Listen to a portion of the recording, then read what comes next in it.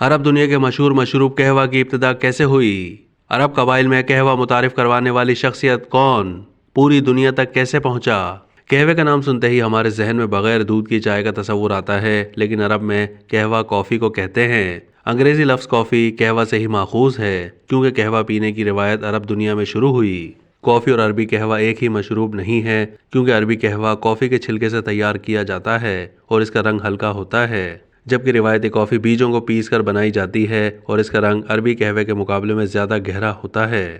قہوے یا کافی کی ابتدا سے متعلق ایک افسانہ مشہور ہے کہ عرب کے صحرا میں ایک چرواہے ایک نئے طرز کا بیری ملا اور انہیں ابالنے کے بعد دنیا میں پہلی بار کافی تیار ہوئی۔ دوسری جانب رپورٹ میں ایک مستند روایت کا تذکرہ بھی کیا گیا ہے، جس کے مطابق 9ویں صدی ہجری میں یمن کے صوفیہ کی مجالس میں قہوہ پینے کا رواج سب سے پہلے شروع ہوا۔ ایک صوفی شیخ علی بن عمر الشاذلی نے قہوہ دریافت کیا، اور جن کے نام پر آج بھی عرب قبائل میں شاذلی قہوہ مشہور ہے۔ انہوں نے اس مشروب کو سب سے پہلے متعارف کرایا تھا۔ یہ صرف عرب ممالک میں نہیں بلکہ پوری دنیا میں قہوے کی ابتدا تھی۔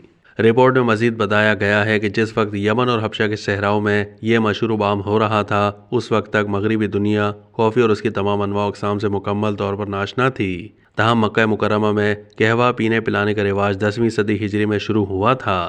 وہاں سے مصر میں عام ہوا اور اس کے بعد ترکی، ہندوستان اور دیگر خطوں تک پھیل گیا۔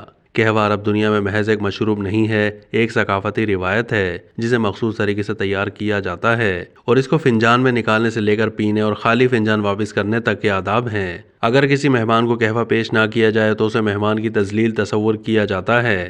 عرب ممالک کی طرح پاکستان کے صوبہ خیبر پختونخوا میں بھی قہوے کا شوق بہت پرانا ہے، اور یہاں بھی مہمان نوازی میں قہوہ پلانا رواج ہے۔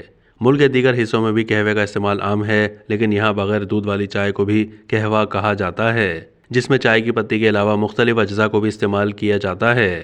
اب تک کے لیے اتنا ہی۔ مزید معلومات کے لیے ڈیلی جنگ کے یوٹیوب چینل کو سبسکرائب کیجیے۔